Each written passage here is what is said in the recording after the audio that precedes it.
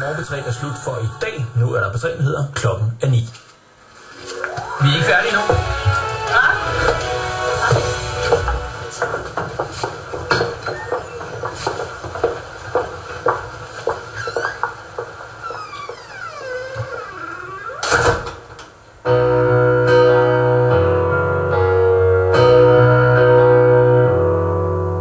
Hvis du vågner med en natur, alene og forladt, og den eneste, der skriver